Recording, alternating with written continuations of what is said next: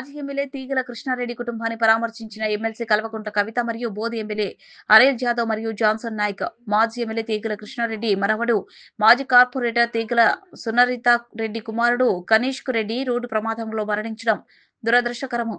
శోక సముద్రంలో ఉన్న వారి కుటుంబ సభ్యులను ఎమ్మెల్సీ కల్వకుంట్ల పరామర్శించారు.